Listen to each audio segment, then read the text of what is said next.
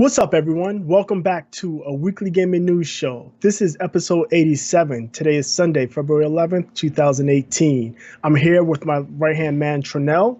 I think I'm on your left side on the stream, though. Okay, with my left... Man. What's going on, dude? Smooth, man. You was going smooth. Yeah. I had to cut you off. I'm so sorry. You will never get a perfect intro for as long as the podcast is a thing. No, I'm just kidding. What's going on, everybody? Episode 87. We got a lot of news to talk about, but first off, how's your week been? What's been going on with you? Nothing outrageous, nothing special. I mean, it's just same old normal week. This was my weekend on, so I had to work yesterday and I was on call today. So oh damn, I didn't get any calls today, which is I don't know. I mean, if I get a call, if I work 15 minutes, I get paid an hour double time. So I don't mind taking calls, but I didn't get any. Oh, so like every hour that you get a call, that just counts for an hour? Yeah, if I work for 15 minutes, I get paid for the whole hour, and it's double time. That's crazy. That's pretty crazy. That's pretty crazy.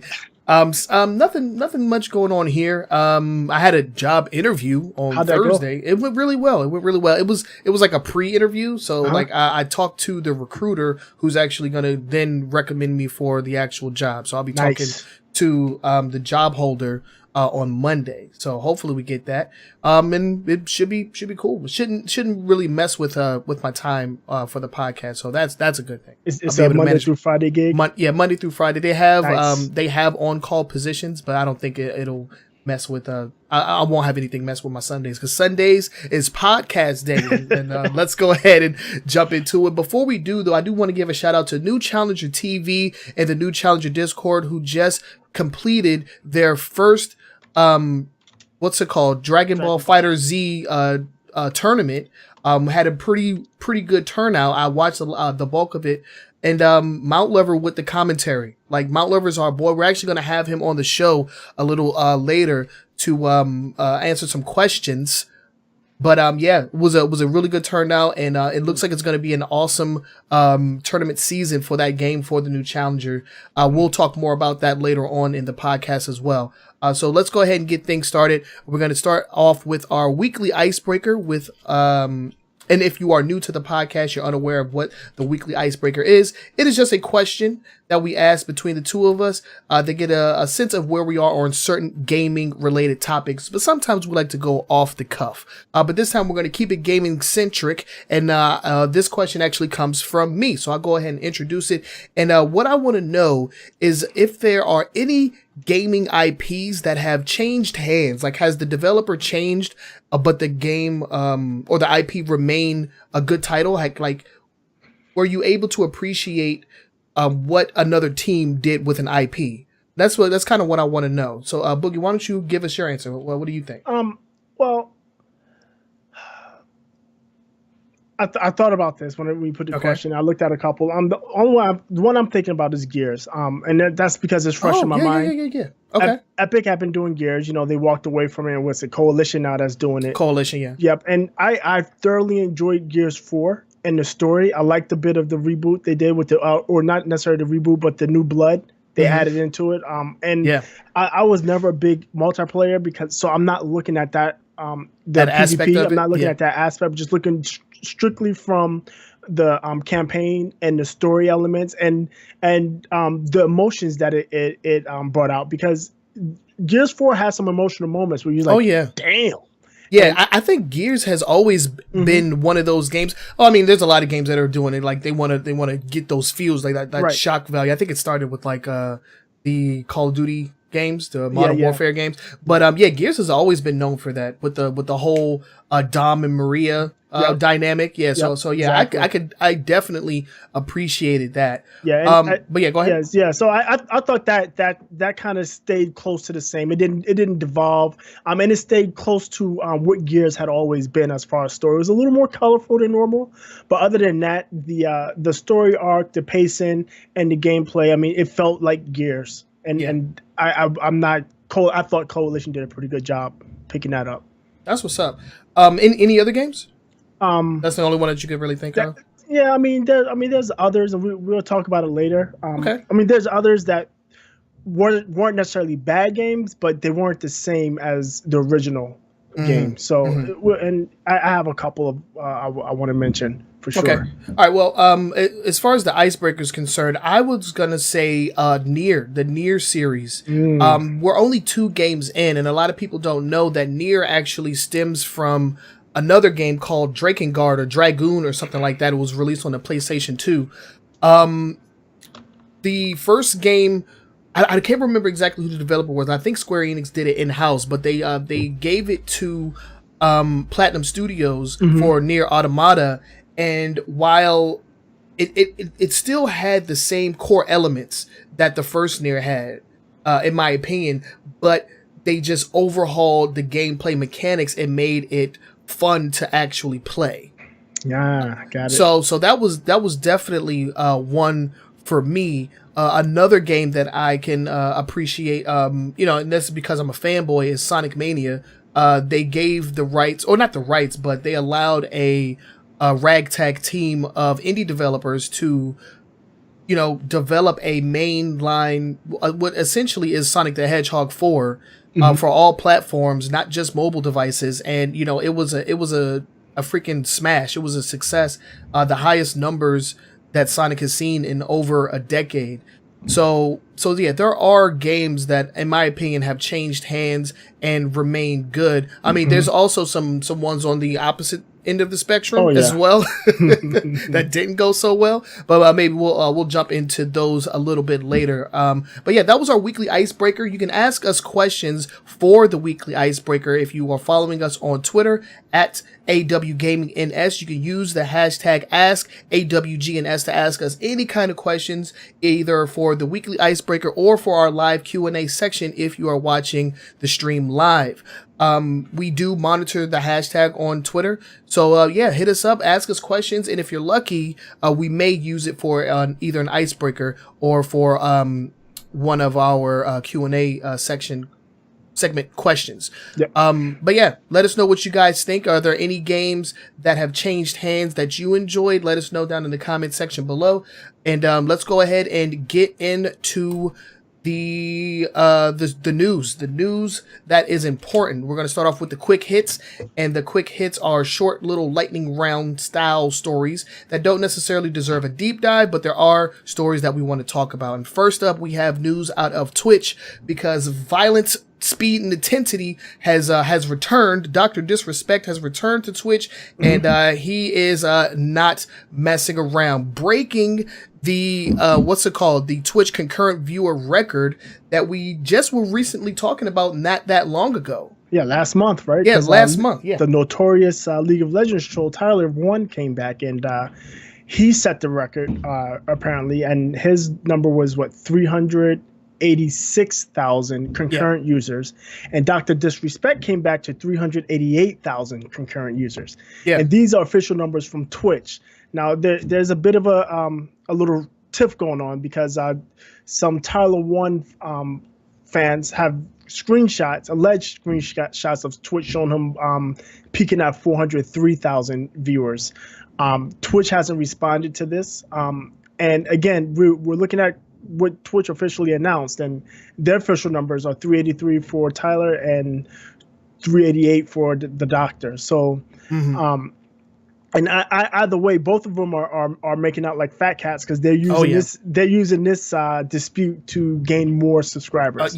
Like what else? I mean, Dr. Disrespect, he's actually coming off of what is considered a pretty damning scandal. It doesn't seem to have, impacted his Twitch career at all. No. I didn't watch his return live, but I did catch the VOD, and dude, he was getting up to like $5,000 in donations. Like he had like 2 or 3 $5,000 donations during the time span that I was watching. I mean, on top of that, his gameplay was impeccable though. Like, you can't deny that this guy is good at PUBG. His first game back, he got the chicken dinner, winner, chicken dinner. That's when he started getting those. That's when he got those 5,000 donations, right, at the chicken dinner. Yep. Yeah, I guess so. Yeah. So it's good that he's back. They're starting some friendly competition with Tyler 1. It's all good in my opinion. It's all to, bring bring fun and entertainment to the platform. Yeah, bring what happens is people start talking about it, more people come to Twitch, and the rising tide floats all boats, right? So the more people out there, the more chance they're going to discover other Twitch creators and boost their numbers and such. So I mean, there's nothing wrong with it, and to be quite honest, their little back and forth has been pretty friendly. It's been nothing outrageous or off the cuff. It's interesting. Yeah, it's very, very interesting, and I'd like to see how it goes. I mean, I've only become a fan of Dr. Disrespect very recently, like before the whole like scandal issue, which a lot of people said he probably shouldn't have made public. I mean, I guess he was trying to be transparent, and we talked about this when this came when the news dropped. But it doesn't seem to have impacted him in any kind of negative way. He's back with a vengeance. I mean, I wouldn't say any negative way. To be quite, I mean, that what he went through was extremely personal, right? People make mistakes. It's not as if he got out there and was doing what like Tyler One was doing, was ruining people's other experience. What he did was self-impactful. It messed up things inside of his life without touching so much people outside or hurting the gaming community as a whole, where some of these other people, like this Tyler kid, was actually hurting a gaming community with his antics. So, it was something personal. It's interesting that he brought it out, but I mean, different people deal with things different ways, and that might have been one of his ways of trying to get through it. Yep. We're going to go ahead and move on. So congratulations to Dr. Disrespect. And, we wish him success here on the Weekly Gaming News Show. So good on him. The Champions Club, shouts out to you guys. So let's go ahead and move on. And before we do that, I want to give another quick shout out to Eternal Shinobi and his host over on Twitch. Thank you very much. Shout out to the Shinobi Dojo. And let's go ahead and move on to the next story, where we're sticking with the theme of PUBG, because Dr. Disrespect, he's like the face of PUBG in my opinion. But we're sticking with it. We have a story coming out of did they change their name? They're not Bluehole anymore, are they? Yeah, they're the PUBG Corporation. PUBG Corporation. Yeah, Bluehole was just a bad name in my opinion. Bluehole is still, I think Bluehole is still around. They're like the parent, and they spun off the developers to PUBG's. They call them the PUBG Corporation. Okay, so the PUBG Corporation. We have some news from them. Boogie, why don't you go ahead and take this one? What we got? So apparently, this past January, they banned 1 million players. Woo! 1 million cheaters were banned using an anti-cheat solution that's called BattleEye. They have about 30 million players, so 1 million that's a lot of people. I mean, that's what, 3%, right? Yeah, something like that. But I mean, that's a lot, dude. Cheat. People cheat. And what happens, from my understanding, is in PC they're using third-party applications that are doing texture fills. So you can see everything. Through walls and stuff. Yeah, that's crazy. So I mean, and then there's of course the standard auto aim or aim bots and all the other good stuff. So they're PUBG good stuff. yeah. PUBG is definitely cracking down on it. They're actually going to be preemptively blocking players that have third-party software installed that interacts with PUBG, and for the most part, it's all bad stuff. I mean, there's a couple of things that are being caught that shouldn't be, but for the most part, if you have a third-party app installed on your PC that's running alongside PUBG, you're not going to be able to connect to their servers. Yeah. And to no fault of PUBG, get rid of cheaters, man. I mean, in my opinion, as long as there is competitive anything, there are going to be people that want to get over. Right, and some people just do it for the lulz. Right. And there was a long stretch of time where we were talking about a lot of companies coming out with like this anti-cheat blocking system or like algorithm that would detect cheaters or whatever. It's been a while, but it doesn't look like these companies are slowing down in the slightest. They do not want these people playing their games, or at least being active in their games, because games right now are in the forefront. I mean, you have MSNBC and CNN talking about video games, and you have broadcasting companies like TBS and USA hosting tournaments. And then on top of that, model that most of these companies are taking are this pay to play. I mean, the microtransactions, and if they don't have a strong user base, it doesn't matter, because their expectation is everybody that's playing is not going to buy. Not going to use the microtransaction system, but you got to compensate for that somehow. Right. If they have a critical mass, 30 million people, they expect maybe 1 million of those people are religiously using microtransactions.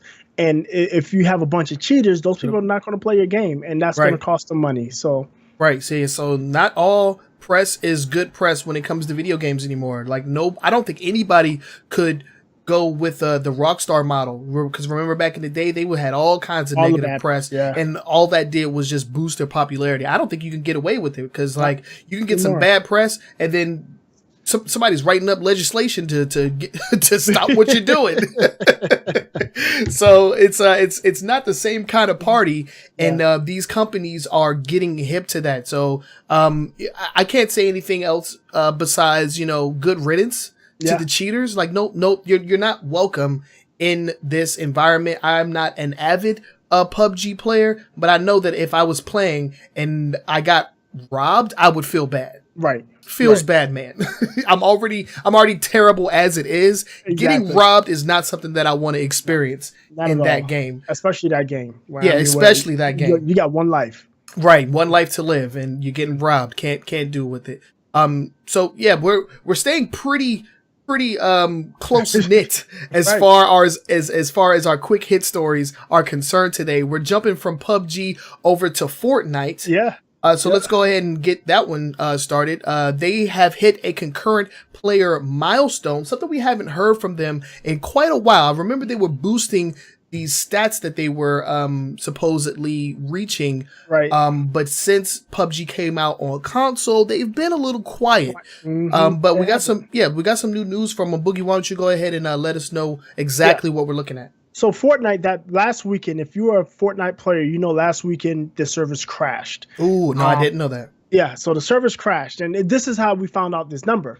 So the servers crashed, and in their post-mortem, Epic noted that the servers basically crashed under load because they had 3.4 million concurrent players across all platforms, and that actually bested PUBG's record of 3.2 million on Steam.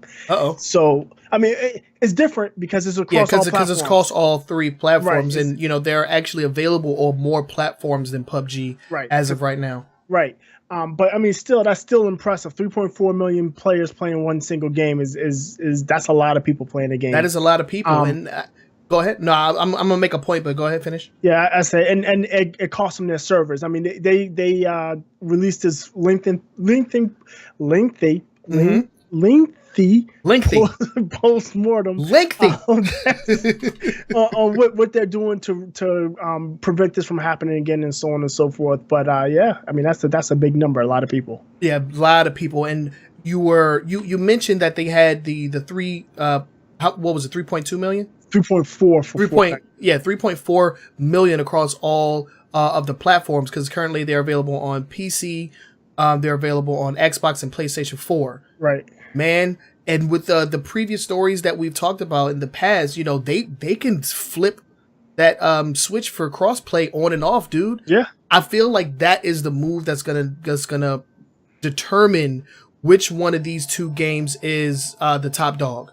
Right. If one of them can get crossplay, they win. Yeah. And the thing is, PUBG is it's probably got a bit of a head start because they're on PC and they're on the Xbox. They're not on PlayStation yet, right? Right. So I feel like Microsoft is big into this. Let's let them play. I think it'll be a little easier, but that all depends on their limited exclusivity contract, because they're only on Xbox One exclusive for a limited time. Yeah, well, so far, right now, right. They can always renegotiate, expand, or extend that. But I think what the holdup is right now is that they're not the same versions. That's very true. The PC version is a 1 point something, and I think the Xbox version is 0.3 or 0.4. It's still in early access. Yeah. Yeah. So that's the thing that would be holding it up right now. I don't see why Epic, because remember, Epic did it by accident. Yeah, quote unquote, back in October, right? Yeah, that was a test, man.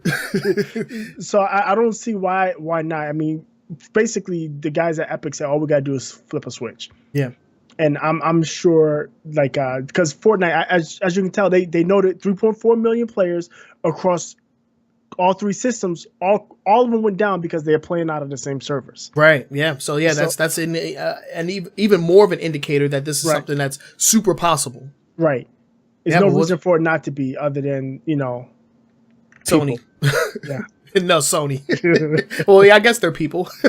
Freaking robots, robot overlords. We're gonna talk about them later too, our robot overlords. But yeah, that was our quick hits. Let us know what you guys think of the stories here in the quick hits section. And if you have any stories that you would like to submit to us, you can submit those via our social media. We're on Facebook, Twitter, and you can also leave comments down in the comment section.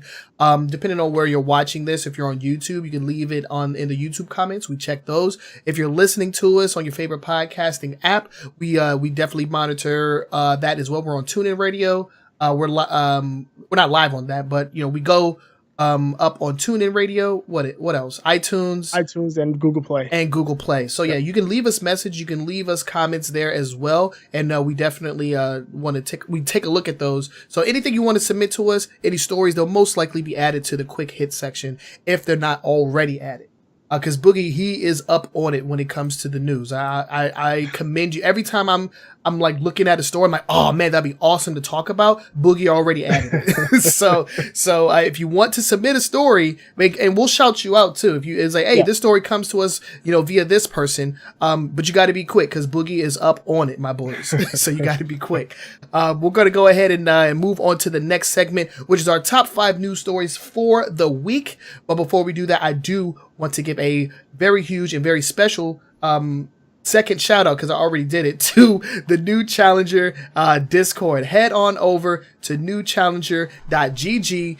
Join the Discord and get good at your favorite fighting game. They are supporting Street Fighter V Arcade Edition, Injustice 2, Marvel vs. Capcom Infinite in a very limited capacity, and we'll talk more about that a little later. Tekken 7 and the highly regarded Dragon Ball Fighter Z. Like I stated, they just completed their first tournament in the series. So you definitely want to join, and they, I'm not like, shaming anybody, but they did have some rough, beginners in there, making their names, known and, getting out there. So it's a good way to expose yourself.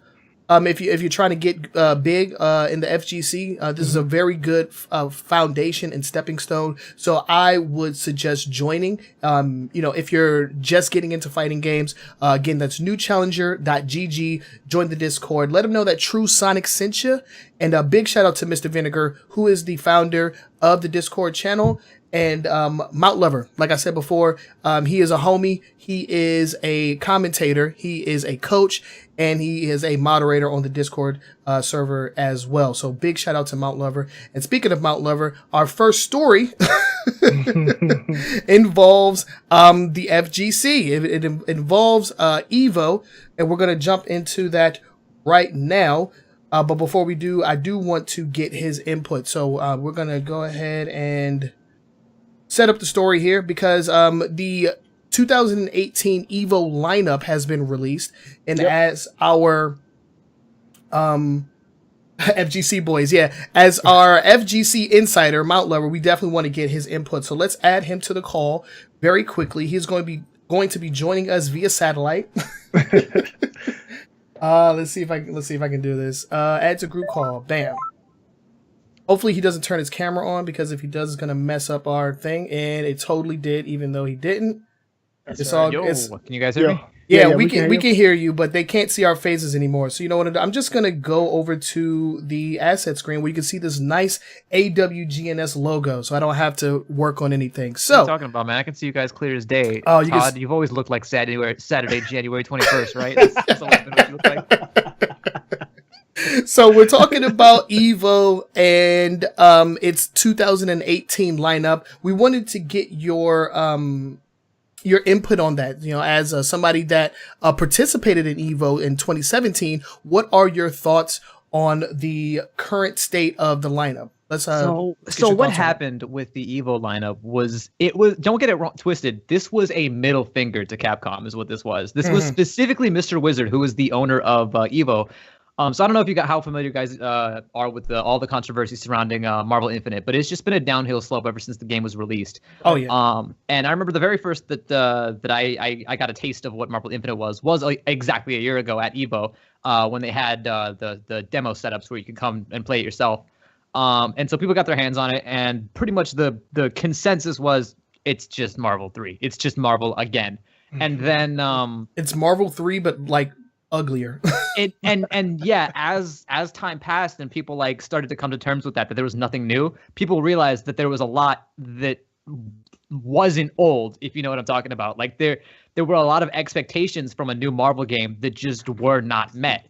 Like they came out with this Marvel Infinite game and they were like, okay, here's Marvel again, except this time it doesn't look as good. Except here's another Capcom fighting game, except this time we're not doing the whole crossplay thing that we've sunk so much time and effort into developing for Street Fighter V and testing to like no end. We're just not going to do that. We're not going to use that for this game, even though we already have the infrastructure working.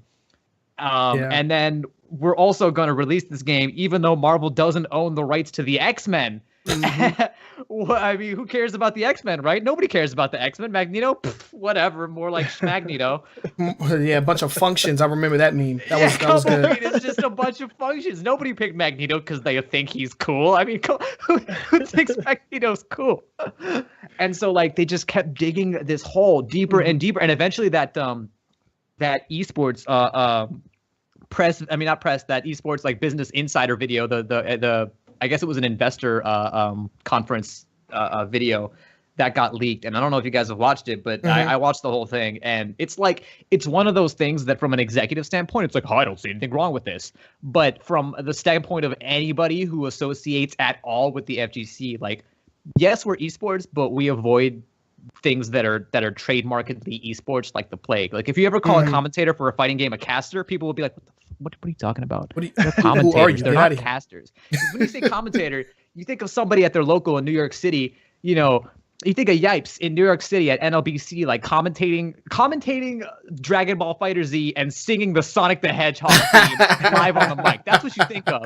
When you say caster, what you imagine is some guy with a T-shirt that says esports on it, going, yep, that was a 52-hit combo, all right. Yeah, no, when I think of caster, I think of somebody like at the Rose Parade or something like that. That's a caster, a newscaster. You think of Martha Stewart being like, that was a heavy combo. That was a very juicy combo that he just hit that other man with. That's what you think of when you hear caster. And so, like, this video, it reeked of esports. It reeked of money being funneled into forcing Marvel Infinite as an esports cash cow, right? And that just speaking of, I mean, it Streisand affected itself, and people just kept on resenting the game further and further. And mechanics wise, it's not a terrible game. It's not a bad game. Yeah, that's the one thing that I've heard is that with all of its faults, one of them is not the way that it plays. It supposedly it plays like beautifully. Yeah, like the mechanics are there, the like, you know, everything with the assists and, you know, the tagging in, all of that is solid. The only one of the main issues is the roster and the overall bad publicity. Look. Right. Like the aesthetics, like it's ugly. It's an ugly game. Yeah, it's not a good looking game, especially those faces on release. Oh, that was nightmare fuel. Everything I've heard about it is the most complaints I've heard about is the roster. Nobody wants to play the roster that's in there. It's basically like the cinematic universe, and they're missing the most popular characters. Yeah, I mean, and to think where the Versus series stemmed from, it's amazing that they thought that they can get away with something like this. It's because the Versus series has its roots. The very first game in the Versus series, before it was even the Versus series, you date back to X-Men: Children of the Atom. That was the first game that designed this style of a fast-paced, frenetic fighting game, is what you would call it. And then the next game in that installment was X-Men versus Street Fighter. It wasn't even Marvel. It was X-Men versus Street Fighter. Right. And it took another couple of games for them to get it to Marvel versus Capcom. Yep. Yeah. So what about the other games on the list? Let's get your insight on that. What do you think about the rest of the list? Honestly, I can't disagree with any of the choices. It's like there's so many good fighting games right now that if you had to restrict to 8, you're gonna be cutting somebody who deserves a spot. Right. Like so we've got. I'm just gonna go down this in the order. I think in the order of which it was revealed. It was Tekken 7, so everybody was like, yeah, that makes sense. Smash Brothers Wii U, people were like, oh, not Melee. Street Fighter 5, and people were like, of course, why wasn't that number 1? Right. Blaze Blue Cross Tag Battle. That one was like, the game's not even out yet. You're gonna put it on the EVO stage that's not even out yet. Like I could understand if they had like setups at EVO, like they did last year for Fighter Z and Infinite. For got rid of ARMS for this? What the heck? I know, right? Where's ARMS? But so that was the huge like, what? Hang on, what? Like that. I mean, I'm excited for that game. It's gonna be good. It's probably gonna be the biggest installment in the Blaze Blue like franchise because it's gonna attract it's going to attract fans of Blaze Blue and Guilty Gear, which I mean that's already pretty much like I mean it probably might attract some people that are currently playing Dragon Ball Fighters. Yeah. Just because it's like they're familiar with big stuff right now. Yeah, they're familiar with the developer now. But yeah, let's keep going down the list. We got some Guilty Gear XR Revelator 2. So that was the one that was like, I can't believe this is coming back because this is the one that people expected to not make the cut again, and it was hyped to watch Guilty Gear last EVO.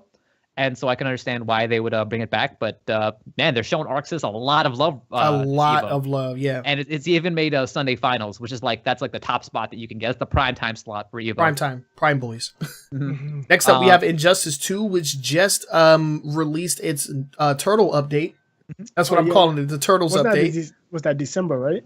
Yeah. Coming off of the Turtles update, and we got some questions answered. Because I remember when we were talking about the announcement trailer, we were wondering exactly how the Turtles were going to function, and it looks like they're 4 individual characters. They do have some shared moves, but they all have different special. They have some shared special, and then they all have unique like strings and character traits. As well as their like I can't remember, like character ability or something like that. All of those are unique to each individual turtle, and then you can customize them further with the gear. A lot of people thought that the individual turtles would be like gear assets, but that doesn't seem to be the case. So they're looking like a very, very robust group of characters, and something that nobody else has done. Like I don't think anybody has just faithfully brought in 4 characters as guests, as guest characters, and done them all justice. Like this, like I mean, Injustice 2, I don't have it. I don't plan on getting it, but man, have they gone all out as far as the guest character category is concerned. Yeah, like nobody expected Injustice 2 to be for Injustice 2 to be alive as long as it has been, considering how long the game's been out. But people swear by that game. Like at the New Challenger Discord, like we started supporting Injustice 2 immediately after. Like that was the first game we started supporting past Street Fighter 5, and then we took on Marvel Infinite, and then Marvel Infinite, the scene was born and then it died, and Injustice 2 was still going strong. So people love that game. Yeah.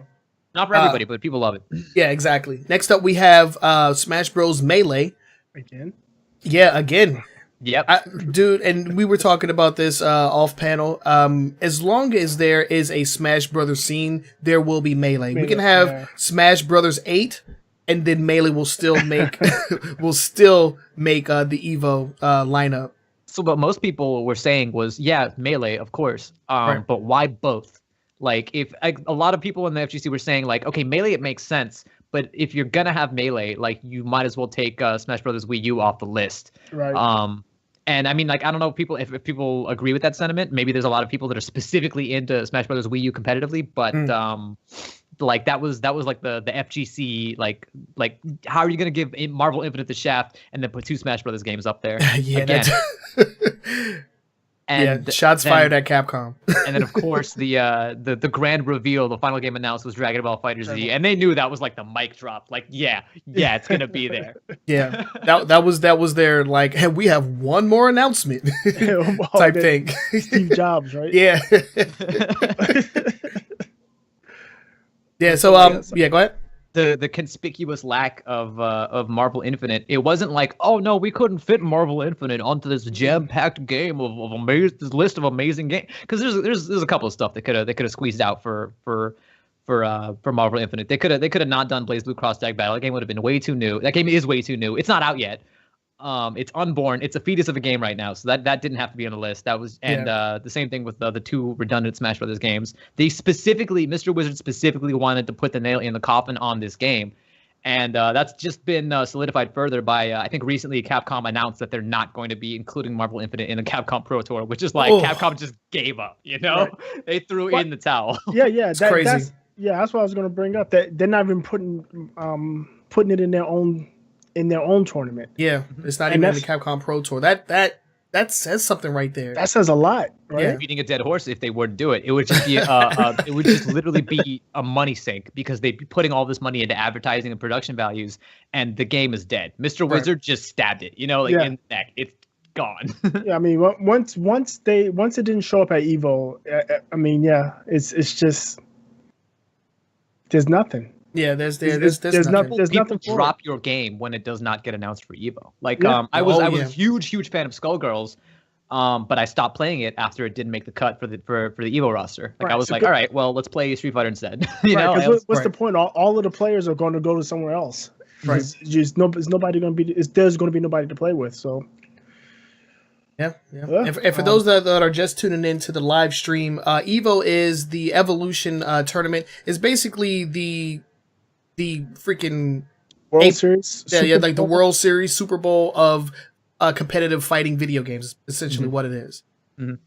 But we want to thank Mountlover for coming in and giving us his freaking pro insight view of the 2018 lineup. We're gonna have to Let's also pour a cold one out for the fighting games that didn't make the roster that weren't Marvel Infinite. So KOF 14 got taken off, and I'm a little bit sad about that. But although I can understand it, they had a good run last year at EVO. That was hype. And it was a lot of fun to watch. But yeah, like I can understand why they took it out. I would have preferred for it to be in, but I'm not going to disagree with that reasoning. And also ARMS, which I thought it was going to be the future of the FGC, but I guess it just wasn't in the cards. Maybe next year. It's the future of your dusty shelf in your closet. It's the future of the Five Below bin. I think the meta in ARMS is just so advanced that nobody's quite figured it out yet. Okay. Once it unlocks, once people really start to click with that game, then maybe we'll see it next year. All right, well, thanks once again to Mountlover. If you want to check out more of what he's doing, you can follow him on Twitter. He is at Mountlover Games. You can also check out Try2 Games, which is his personal, well, I guess it's both ours, but you do most of the work there. It's his YouTube channel. He has some very good content up there, so make sure that you check that out as well. And we'll see you here in a more official capacity, hopefully very soon. I know you're a very busy man these days, but we'd love to have you back on the podcast to talk about more than just fighting games. Mm-hmm. But yes, thanks once again to Mountlover. We'll see you very soon, homie. Peace out for now. Peace. So yeah, let us know what you guys think of the EVO 2018 lineup. Definitely some games that we expected and a lot that we did not expect. We had some actual surprises in the lineup this year, which is not common for EVO. They usually go with what's popular, what's new. In this case, they brought in a game that isn't even out yet. They're pretty predictable. I think that's what I'm saying. That's the game that replaced Marvel vs. Capcom. I think they may have had either that or Revelator 2, because Revelator is a bit dated. Mm-hmm. And it's a shame that Marvel vs. Capcom Infinite isn't the success that Capcom wants it to be, but at the same time, you cannot. I mean, it's like they didn't learn this lesson with Street Fighter V, and luckily Street Fighter V has hit somewhat of a resurgence with all of the new additions that they brought in. But go ahead. I'm sorry. No, when they started Street Fighter V, it was geared towards the FGC, and they completely forgot about everybody else, about the common player, or what's the term? Casuals. Yeah, they forgot about casuals. They forgot about the dirty casuals, but that's where you get a lot of your initial sales. That's where you get the sales. Yeah. So what they did with Street Fighter, they actually flipped Capcom over. So they did Marvel versus Capcom seemed to be more for the casuals and would bring the pros in later. But it's just, oh my gosh, I don't understand. I don't know. Hopefully we'll see some drastic changes, because I mean that's the only way that this game is gonna live. And coming off of Marvel vs. Capcom 3, which was already a game that was 10 years in the making after Marvel 2, and then you have a game come out this soon, and you take that drastic of a drop in quality and in just overall likability. Like it's crazy. But let us know what you guys think about that. We're going to go ahead and move on to the next story. And we are talking about our internet overlords, the good people over at Google. So let's go ahead and get into that, Boogie. What do we have? What is Google doing? Well, Google's doing a lot these days. I know they're listening into all my conversations. They're trying to sell me stuff at every single turn. But they also seem to be working on a streaming game service, which is the news that came out this week. Yeah, so I read that. So it's in an article by The Information, which is a tech site, a tech news site. They're like a prestigious tech news site. Their information is pretty on point. Pretty reputable. In fact, if you want to go read the article last week. Sorry, go ahead. if you want to go read the article, it's behind a paywall. Damn. Yeah. So you paid? What? I was like, are you subscribed to it? No. Okay, I was like, damn, Boogie, going all out. Yeah, but I don't read it. I don't. Yeah, I can source it from other places. Awesome. Yeah, but so they released this report saying Google is looking to jump into gaming with a streaming service. When they say streaming service, think of PlayStation Now, think of the NVIDIA streaming system. It's basically stream the games from their servers to your device to play. Initially, they were testing it out on Chromecast, which, I mean, a Chromecast, you can get a Chromecast for $30, or if you want to get the 4K one, it's like $80. And apparently, they also were testing their own custom hardware for their streaming service. Mm-hmm. In the article, into the console game. That's bold. In the article, it said that it was initially thought to be set to be released in December of this year, this 2017, I should say, December of last year, and it hasn't released. Nobody knows what's going on with it, but they went on and hired Phil Harrison. We all know who Phil Harrison is. Yeah, Phil Harrison was previously in charge of Microsoft. He worked for Microsoft, but he was a CEO of Sony, Sony SCEA US. Yeah, computer and those guys. yeah. So he was at Microsoft for a while, and after he left Microsoft, he went to Sony. He became basically he ran the Sony US for a while. And he also was previously he was a game developer. He was a developer. So he's been in gaming pretty much his entire career. And they hired this big hitter at Google, and there's rumors of a streaming service, and they just hired him recently. Mm-hmm. So they may have hit some kind of hiccup. Maybe they wanted to, figure out how to get to market. Right, they brought an insider to figure out best way to bring it to market. We've talked about this many times before. I am tepid on these streaming services when you look at PlayStation Now and NVIDIA, just because for me and you, we're in a major metropolitan area. We have fast, reliable internet. Right. The rest of the country is not so lucky. I mean, just places just down the street from me they're lucky if they get like DSL with 1 meg. Yeah. So it's interesting that they want to push that way. I understand that, it's the future and we all got broadband internet, but we all don't have broadband internet. No. I mean, in Google, they actually have their own internet service. They're ISP as well. Not anymore. What? Google Fiber's dead. I want that so bad. They're still maintaining the locations they rolled out already, but they're not rolling any new fiber. They stopped. Oh, I'm so sad. They ran into problems. One with the incumbents, AT&T's, Verizon, CenturyLink, wouldn't give them rights on their poles. They had to go to court for it. And then on top of that, rolling fiber is expensive. It can be anywhere from $30,000 to $50,000 per mile to roll fiber. Right. per mile. I mean, that's a lot. And then there's upkeep and all the equipment that goes with it, and all the pops and the seals and the upkeep, remote and terminals and maintenance.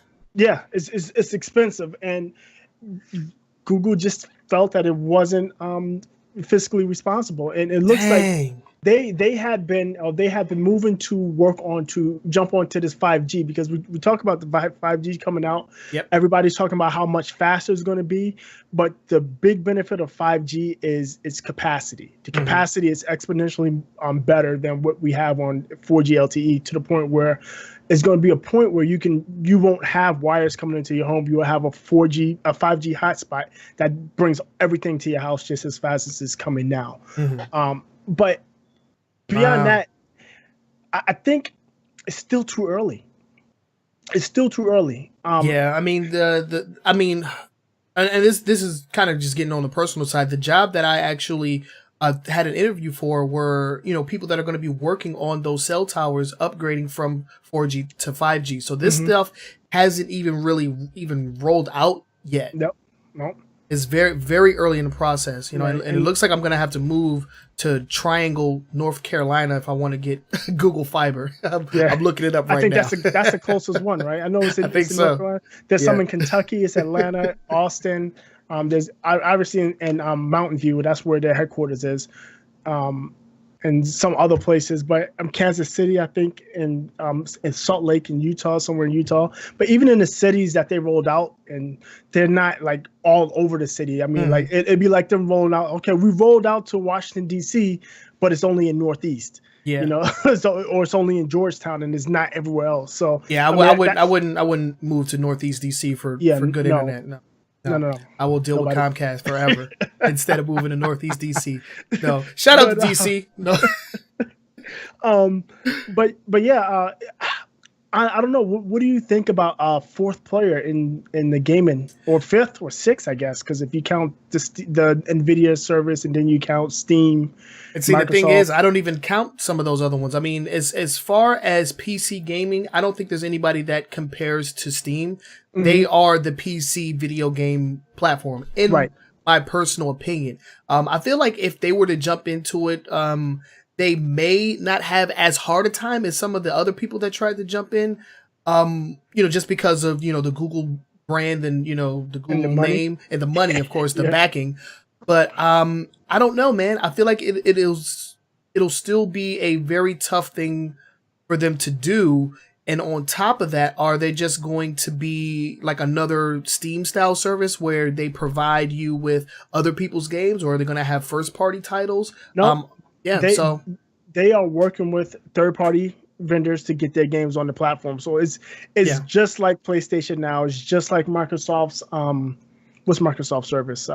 Game Pass. Yeah, the Game Pass. It's just like the Game Pass. It's like Steam, because Steam doesn't produce content, at least not anymore. It's just like Steam. It's just like NVIDIA. They have to get the publishers to agree to put their games onto their service. So, I mean, and that'll be up to Google to push for those games, because if they're not popular, the games are not going to be on there.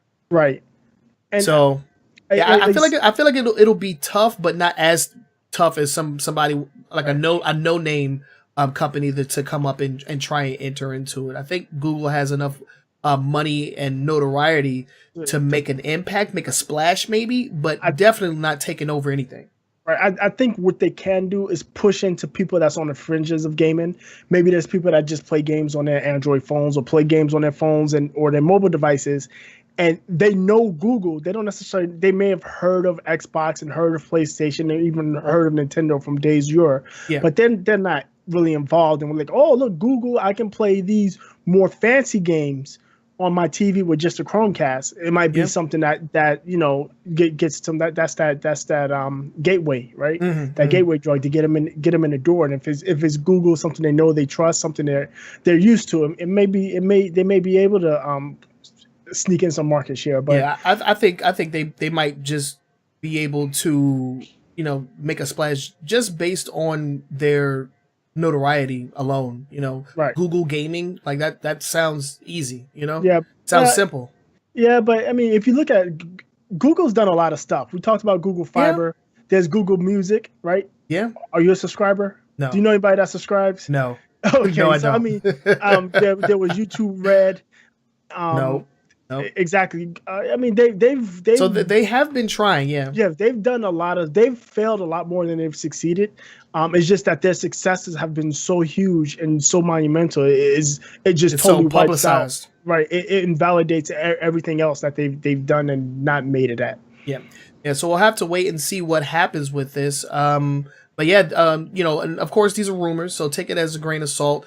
But I wouldn't put it past Skynet. I mean Google to you know jump into gaming, because you know, just like we were just talking about, you know, with all of the like esports, you know, things that are going on, gaming is becoming a multi-billion-dollar industry, and everybody that can get their hands on it is going to get their hands on it. I wouldn't put it past them to jump into that market. No. But yeah, let us know what you guys think. Let's go ahead and jump into the next story. And we are talking about Red Dead Redemption 2.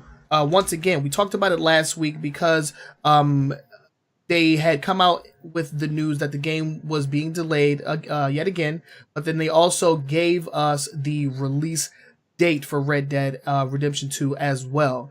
And the news that came out this week is more on the lines of some of the features that we might be able to enjoy once the game is released. And that is a first-person view mode, similar to the way that Grand Theft Auto 5 implemented the first-person mode on the current generation version. Now, remember, the 360 PS3 version did not have first-person. When they jumped ship to the current hardware, they added the first-person mode. And in addition to that, they may be entering into the battle royale scene, because news has come out that they're going to have a battle royale mode in Red Dead Redemption 2. Right. What do you think about this? What are your thoughts? Well, to be quite honest, one of the things that when I've read through this, and it's on a website it's on our Trusted Reviews. They're the ones who leaked it.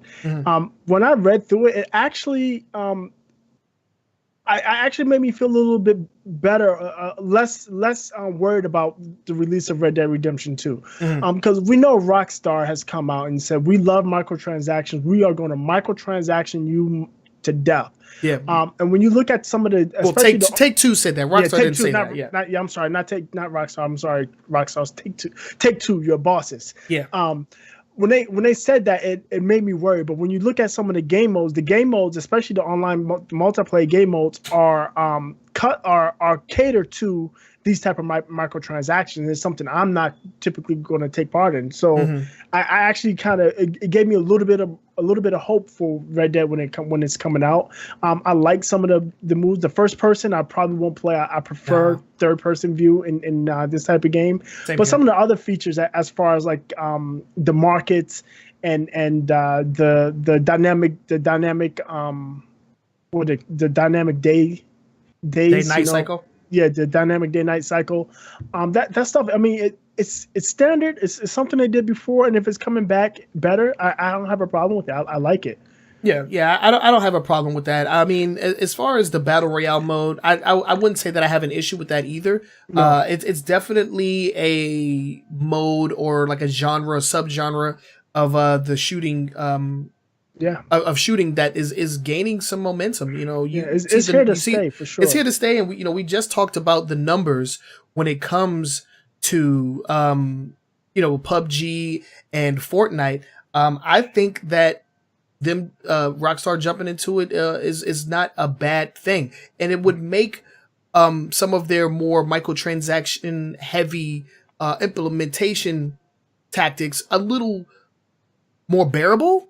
I should say, because it'll be more tailored towards microtransactions instead of just having versus mode where you have to use microtransactions to progress your character and all that. Like if it's more suited around the model that we've seen so far with PUBG and with Fortnite, it would make it a little bit of an easier pill to swallow when it comes to microtransactions. I will call it less intrusive. And less intrusive, yes. Less predatory. Yeah, exactly. And like, I mean, looking through that leak, for the most part, it's all the stuff I would like to see in the game anyway. So I don't have any problem, and it makes sense. And apparently, the leakers, this person that leaked this on Trust Reviews, he's had it since last year. Oh wow! But he couldn't verify. He couldn't independently verify what was in there, so he decided not to release it. He's just releasing it now because the official releases, media releases, and videos that Rockstar has been releasing have synced up with what's in the document, has matched pretty much word for word, pixel for pixel what's in the document. So that's why he felt comfortable now releasing it. Now, all this stuff that's on there may or may not be in the game, but we'll see. I don't have a problem with this stuff coming out. I don't have a problem with what they're doing with it. The online play, like I said, I'm not a big fan. I wasn't a big fan of Red Dead Redemption's online. I barely partake. Yeah, I barely paid attention to that. Yep, and it's unlikely that I will participate in this one, but I will definitely play the hell out of the story mode. 100% it, Red Dead Redemption. Oh wow. And I will probably do that again with this game if it's as good. If it's as good, yeah. So I'm definitely still a game that we're looking forward to, but definitely something that we're going to need to keep our eyes on because of all of the talk around microtransactions. You never know exactly what's going to happen with these games anymore. These companies, they want to please them shareholders. Them shareholders want your money. So it'll be interesting to see how everything rolls out. The game is going to be coming out when? What's the new release date? I forgot. October 26th. October 26th. So look out for it. Let's go ahead and move on to the next story. What we got? We got news out of Sony. Sony news. Sony news, yeah. So Sony is releasing their 5.0 firmware for the PlayStation 4. Okay. And if you are a beta participant, you already have it. I actually do have it. I signed up for the beta. I think at beta. Yeah, the beta. I don't know which one. I couldn't say what was the word I was messing up on earlier. I couldn't say. I can't even remember. It's funny. I was having trouble saying evolution yesterday. I was saying evolution. I was like, what is wrong with my mouth? But yeah, it happens. Go ahead. I will assure you that I am sober. I haven't been drinking or doing anything else. At least not yet. Boogie is on that lean. No. But yeah, my words are all jumbled today. But anyhow, if you're in the beta, it's out. You can partake in it. I actually booted up yesterday. Was the first time I booted up my PlayStation. I know this now because I booted up my PlayStation. It's the first time I booted up my PlayStation since November 17th. Woo. That's bad. It's pretty bad. February. That's like what, 3 months? That's a long 4 months. Yeah, long time. And it's not. I whatever. I just booted up yesterday for the first time. Do better. Got to do better. Yeah. All right, so what are some of the new features that are in the software update? Well, they're updating the parental controls. Now they're adding the time management. So if you have children on the PlayStation, you can actually limit how long they play the PlayStation to the point where it'll shut them out once the time limit is up. So you gave them 2 hours and they're playing Call of Duty and that 2 hours hit, they're just getting booted. Dude, you know what would be awesome is if they implemented some kind of like last game feature, because I would hate to be in the middle of a match and then get booted off just because my timer is up. Like, let me finish the match. I think that's somebody hire me, man. Give me some money. Don't let Nessa put that timer on your PlayStation. Hey man, when it's GF time, it's GF time. GF time, right? Yeah, man. Yeah, I heard that. I hear that for sure. But what else we got? So they're adding that. They're adding a PS Plus tab, and what that's going to do is show you what games that. So it typically shows you a library. You have all of these games. You don't really know which ones are which. Now this one is going to show you your PS Plus games. So the games that you won't be able to play if you don't have an active PlayStation Plus subscription. Okay. And also those games now, if your subscription is not active, when I logged on yesterday because my subscription was not active, okay. those games show a little lock. It's active now because I went and did the whole thing. I booted up my PlayStation, updated it. I re-upped for my PlayStation Plus or PlayStation Plus. So I'm whole again on the PlayStation. Doesn't mean I'm gonna play it, but I'm whole. Right. But yeah, so they added that you're able to hide apps now, apps that you don't use a lot or you no longer use.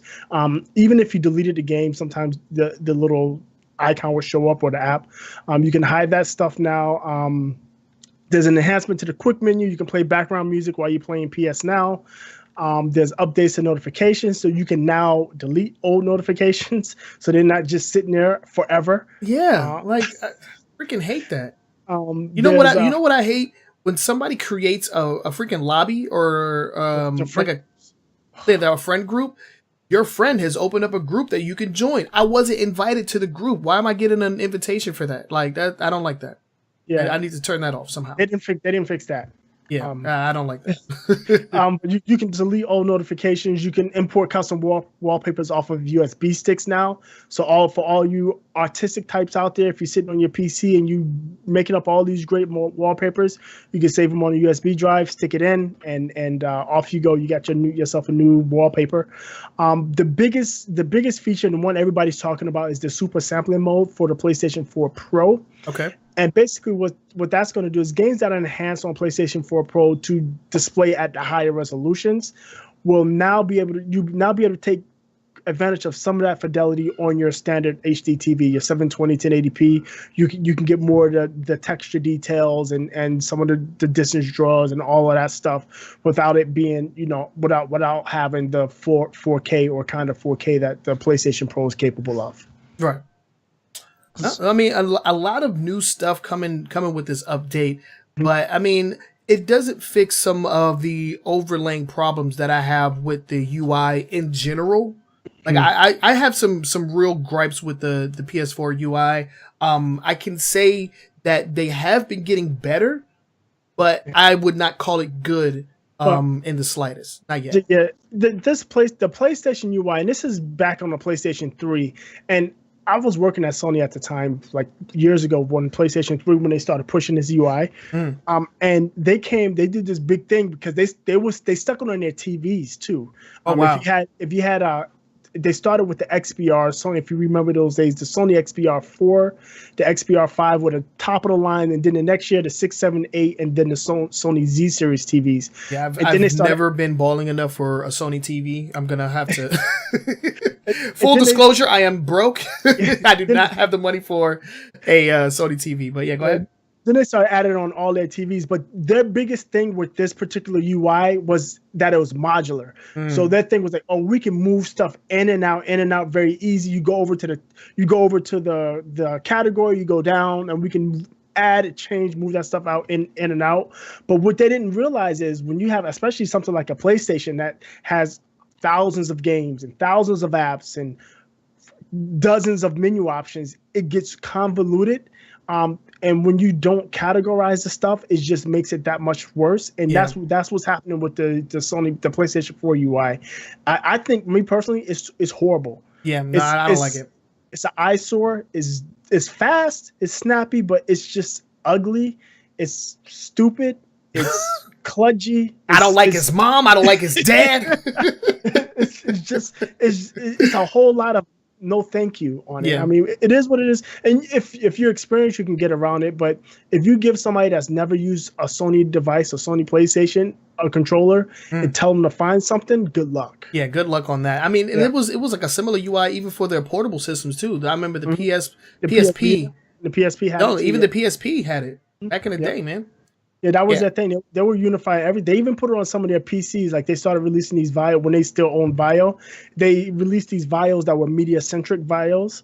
And didn't they have it on their phones too? Aren't there like Sony phones? Yeah, they had a PlayStation phone. I remember that. I remember. Oh yeah, remember the PlayStation phone? I remember that. I played PSP games. Yeah, back in the day, son. Oh yeah, it was Android and had played. Yeah. Anyway, they put on a couple of their phones. They were put on everything. That was it. They put on phones. They put on a version on their cameras. Their point and shoot cameras, not the DSLRs, but the small point and shoot. They put on. Yeah, they came in because I was working at the Sony. Remember the Sony store that was at Tyson's Corner? Yeah, I remember. I used to moonlight there. That's actually where I met Mandy. Dang. Okay. Worked there together. Yeah. So what's up with that guy? I haven't talked to him in a long time.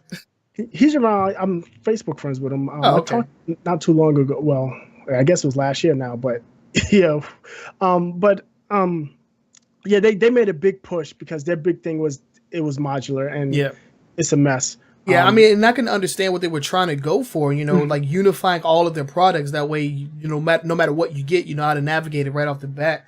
But over time, they've made changes. They've discontinued a lot of that, other stuff of the other hardware. So this UI definitely, is in dire need of some trimming down. But it looks like they're heading in the right direction, at least. I'm still not a huge fan. I still, to this day, think that the 360 UI was like the apex of video game console UIs, in my opinion. I mean, the Xbox One. I mean, I don't play my Xbox One enough to appreciate it. But I'm sorry. No, I'm just saying 360 all the way. Yeah, I actually the current iteration of the Xbox One UI, I really like it. I like what they did with the guide button, because you go in the guide button, it pulls up the most recent games, and then also right next to the game they have the little options, so you can select the game hub, and I can go in there and do LFGs. I can go in there and find my other friends that's playing. It's pretty simple and intuitive. Right. I think. I just the next PS4 firmware 6.0 needs to be a total UI overhaul. Yeah, we'll see. I mean, because there's some PS4. What do you call them? What they're the cows? The cows, yeah, the cows. Yeah. They've been down with this UI for quite some time. Oh, yeah. You get people like us complaining about it because we're Xbox, or right. What's the Xbox ones again? It's cows, sheep, and lemons. Yeah. PlayStation 4 are cows, Xbox are lemons, and Nintendo sheep. That is from the old GameSpot System Wars forums. It's pretty funny. I didn't make that up. If you are GameSpot, you should have totally took credit for that, man. Yeah. No, because there's somebody out there that's like, oh, I know what that's from. I know what that's from. I'm calling you out. No, I'm just kidding. But yeah, let us know what you guys think about the new PS4 update. If you don't have it already, all you got to do is, I think you just turn on your PlayStation 4 and you get the update. Yeah, I haven't checked it out, but I will be checking it out very soon to see if they've changed, or we'll see, get firsthand look at the changes. Also, every game I tried to play needed to be updated. Oh God.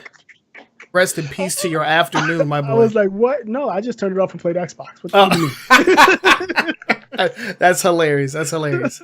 But yeah, let's go ahead and move on. This is our final story in the top 5, and this is a doozy. I have a lot to say about this one, actually. So now we're going to be talking about Metroid Prime 4, which we have not seen since its announcement back at when did they announce it? This was E4. E3, man. Yeah, we're upgrading. We're going from G4 to G5, and we're going from E3 to E4. Everything is updating. No, but yeah, it was announced back at EVO. Said that it was currently in progress. They didn't necessarily say who was developing it, though. That's not something that they announced. Everybody assumed that it was Retro Studios at first, because they are the original developers. But then news broke very recently that Metroid Prime 4 will not be developed by Retro Studios. I think they actually made a comment on that prior to this announcement, that Retro is not working, that they're not working on it. But now we know who is working on it, and it's going to be our friends over at Bandai Namco. Those guys have been getting busy lately. They are getting busy, dude. Coming out with just about like every game that you could possibly want. I was on Facebook today and I saw an ad for an open world One Piece game. I did not even know I wanted that, but it looks amazing, and it's coming out of Bandai Namco. One Piece it's a anime and manga. Huh. Yeah, open world. It looks amazing. Not even gonna front over here. It looks pretty dope. But yeah, so let's get into this. Bandai Namco is going to be developing Metroid Prime 4, and this kind of coincides with the weekly icebreaker that I talked about a title or series switching hands, later on in the lifespan or what have you. So let's jump into it. What are your thoughts on this? I don't. This is gonna be sacrilege. I don't care. Damn. I'm not interested Boogie Savage. I'm not interested in Metroid Prime 4. So I don't. And to be quite honest, Bandai Namco is not the worst stewards of any type of game. They've been pretty good. The studio apparently is what Bandai Namco Singapore. Singapore, yeah. It used to be LucasArts. They were working on that Star Wars 1313 game. It's that studio. Okay. And Bandai Namco, they did 2 games for Nintendo already. They did Super Smash, right, for Wii and for Wii U, and what did 3DS. It come out on? Yeah, the DS, the 3DS, and then they also did what is the game?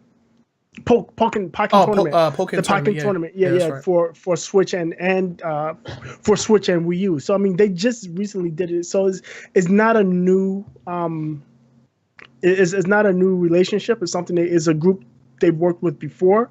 Nintendo is obviously sitting in house with their own people there, directing everything. It's just ultimately these guys are putting it together. It's much like Apple uses Foxconn. Apple designs everything and then they send it over to Foxconn to put it together. That's the way I'm looking at this particular relationship. This is not how all of them work, but that's the way I'm looking at this particular relationship. I think Bandai Namco is more than capable. Yeah. And especially, like I said, they're going to have Nintendo sitting, looking over their shoulder, making sure they cross every T and dot every I, because Metroid is a major Nintendo IP, and Nintendo doesn't want it to be sullied. Right, so exactly. This isn't the first time that they handed off Metroid to a third-party developer. If you guys remember, the Wii game Metroid Project M was developed by Team Ninja, and it did not get the best reception. But I think a lot of people were able to just, either just appreciate what it was or just like look past it. The most recent game in the Metroid series was the remake of Metroid 2 that came out on the 3DS. That seemed to have done pretty well. A lot of people were, impressed by that. So this is another shot to actually gain some ground and gain some momentum as far as Metroid is concerned. And Metroid Prime has a huge following. A lot of people are waiting on this game. It's actually one of the games that I will be purchasing for my Nintendo Switch. One of the ways that I was able to justify the purchase was the fact that this game is coming out. So this is actually really interesting. And go ahead. I was gonna say I think what Nintendo is doing is pretty smart, because they put pretty much all their eggs in this Nintendo Switch, and for them to turn around the top great games and their top IPs pretty quickly, they have to bring in outside help. Right. So they did it for Smash on the Wii U. On the Wii U, right? So they have to bring in outside, because they couldn't have done Zelda and Super Mario Odyssey and ARMS, which they thought would be big, and then also be able to have this coming out in a reasonable amount of time. So they have to enlist outside help. So I don't see a problem with it. Again, this Bandai Namco has worked with Nintendo before, so they know the ins and outs. They know what to do. They know what Nintendo wants and how Nintendo works. Yeah. I don't think this is that big of a deal. No. If it was some fly by night or maybe some brand new studio, this is their first game, I might have some, that might be cause to worry. But because it's this studio and it's this company, I don't see where it's going to be an issue. Okay, so here's my follow-up question to this announcement. Do you think they're going to take things in the same direction that Retro Studios did, or are we going to see a complete overhaul of the game mechanics? Are they going to make their own game, or are they going to make a true sequel? That's what I want. That's what I want to know.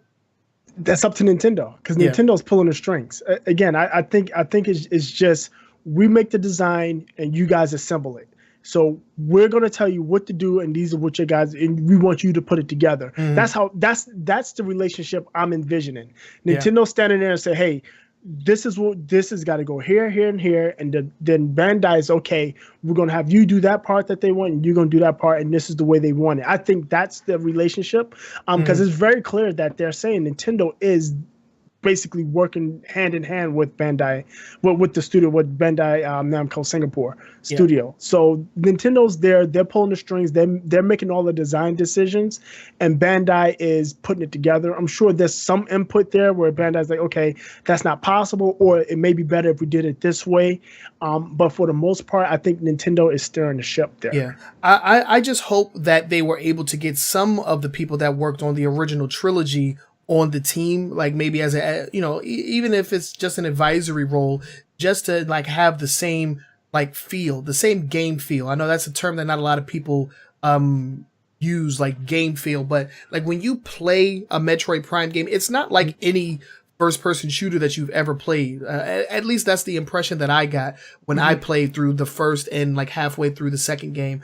It's unlike anything that I've ever played. One thing that is going to need to be kind of like a carbon copy is the atmospheric soundtrack. They're definitely going to have a soundtrack that puts you in whatever world or star system that they're in, and make it feel engaging. That's just coming from me. I'm a very casual Metroid fan. I'm somewhat of a fan from afar, but I have played like a good handful of the series. I think the last Metroid I played was on the Metroid 2 on NES. Oh wow, yeah, that's the last time I played any Metroid. It's a long time ago, my friend. We've evolved. We've evolved over here. Yeah. And don't get me wrong. If I see more of this and it seems super interesting, I may give it a go. But as it stands right now, I'm not. It's like meh. And when Metroid was actually like the first Metroid Prime, was that on Wii, right? Yeah. No, the first one was on the GameCube, actually. On the GameCube? Yeah. Yep.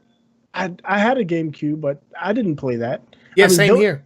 Yeah, the GameCube days, I was a young strapping skirt chaser. I was out in the streets. All right, but I think the games that I had on GameCube were like extreme sports games, like because this was back in like the EA Big era. So I had like my Street Volume 2s and my NFL Street and all that type of jazz on there. Yeah, I barely SSX Tricky. Mm-hmm. Those days I barely played games from the time I got out of like high school until I met the old lady upstairs. Okay, I was about to say the love of your life. No. before, I guess. I mean, yeah. But I didn't play a lot of games. I just didn't because I was always out doing something. Yeah. When you settle down, you can't run the streets as much. So, I had to pick gaming back up in the house, man, playing them games. But yeah, exactly. super excited for it. I mean, I feel like whatever direction, if it's a brand new direction or if it's more in line with the original trilogy, I know that Bandai Namco is going to be more than capable of pulling it off. So I'm just waiting for more footage at this point. Yeah, exactly. Footage of the game. Hopefully we see something at this year's E3 because I mean this announcement. We don't know anything. We don't know anything about it other than it's coming. Developing and it's currently in development. I can. Well, it could show up this year, right? Because it's probably been in development for the past two or 3 years. So if I see enough, because I'm dying to get something else for my Switch. I am dying to get something else for my Switch. I wouldn't say I'm dying. I've got a $300 system sitting up there it's collecting dust. I mean, I turned it on yesterday. Me and Amma were playing Mario Kart. Oh, so we played some Mario Kart yesterday. That's cute.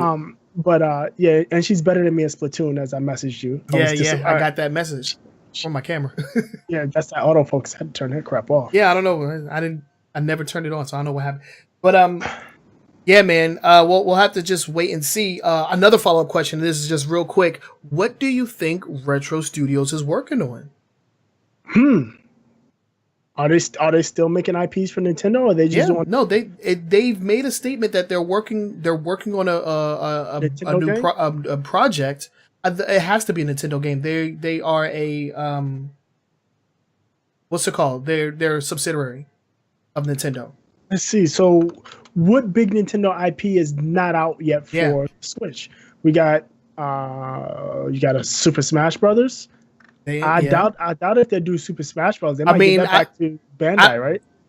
They could give it back to Bandai, but I know for a fact that the director, I'm pretty sure he's done. Sakurai. I'm pretty sure he's done with that.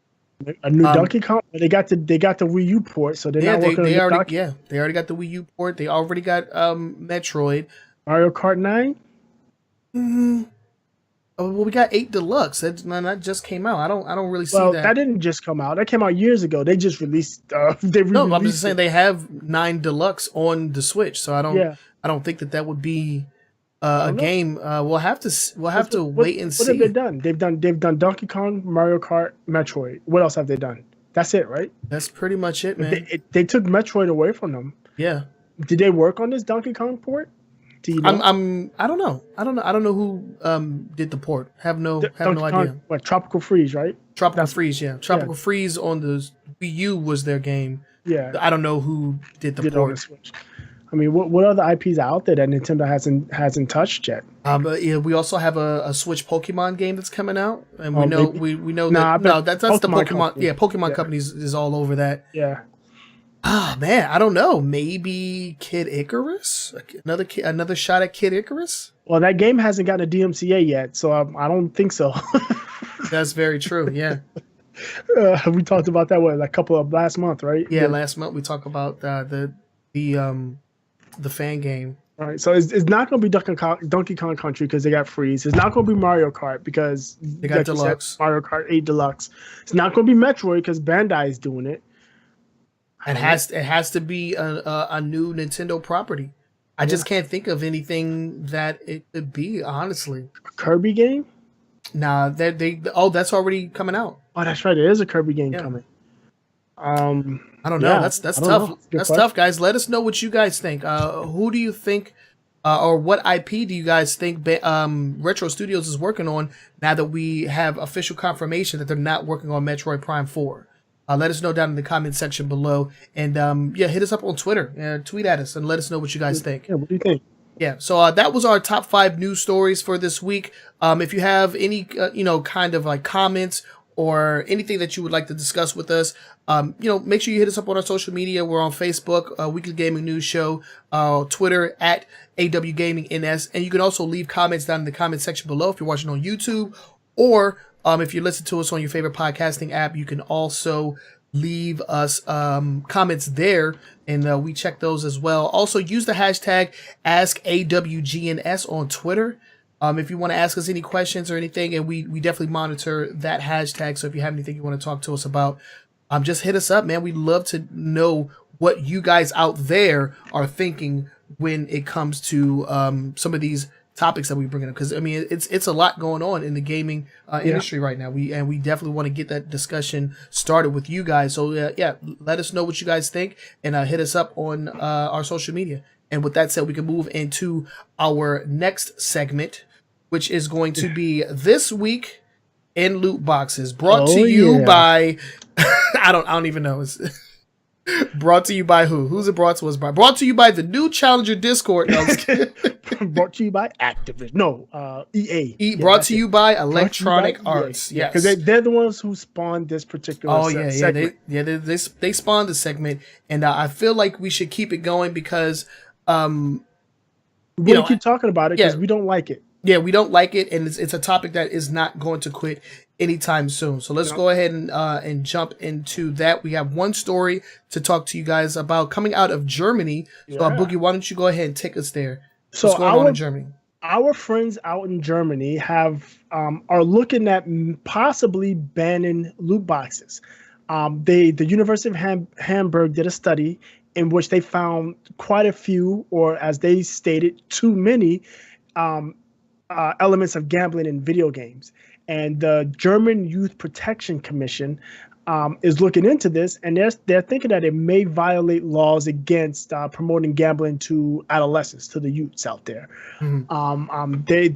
They have a decision coming in March, I believe, and the head of the commission, he said, and I'm gonna quote this. Let me read this direct quote. He goes, wait. Gotta find it. There we go. There you go. He states, his name is Wolfgang Kriebig. he says that it's conceivable that loot boxes violate existing regulation in place to protect children and adolescents. So what they're doing is they're not saying loot boxes is gambling, but they're saying it's too close to gambling and is teaching kids about gambling. Yeah, and it's definitely a predatory system. And that's the tact they're using to possibly implement a ban. And Germany is a pretty big gaming community. And if Germany gives it, because remember, they're in the EU, and they have a lot of pull. And if they ban it, they can actually, they have enough pull to push other EU countries to implement a similar ban. And that, I mean, when you look at other EU countries, we know UK just backed out of it, but you're talking about Ireland, and you're talking about France, and you're talking about Spain and Italy and Belgium and Norway and the Netherlands, all of those countries, Greece. I mean, they band together, and all of them one by one adopt this type of legislation or this type of regulation. Eventually, there's not going to be a European. It's not going to be loot boxes available in Europe. Yeah, and you know, it could propagate all over the globe. Another super restrictive country regarding gaming is Australia, and if Australia sees it, it's something they probably will wind up doing themselves as well. Yeah. So it's not looking good. This isn't the precedent that gaming companies are looking for when it comes to their loot boxes, because they see it as a cash cow. But I think that the German Youth Protection Commission does have a point, because maybe it's not exactly gambling, but it's very similar to gambling. Yeah, it's close enough. Like, and I'm gonna make a very silly comparison here.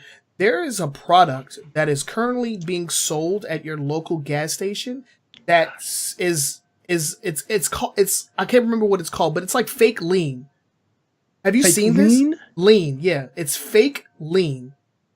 And it's like an energy drink, and it says like lean on the packaging. And I was like, why would you want to propagate, kids and youths like drinking something that is clearly damaging? Yeah, that's going to get pulled. As soon as the FTC when I saw it, I was like, what the? I just came in here for some gas, homie. Because they pulled. Trying to sell lean? There was something else that was like that. It was an energy drink, but it was close to beer, or was it a beer? It was a flavored beer. It was that Four Loko crap. Yeah, that's it. Yeah, they pulled. I'm not gonna lie, I used to drink the hell out of that shit, dude. Man, this is back when I was like 20.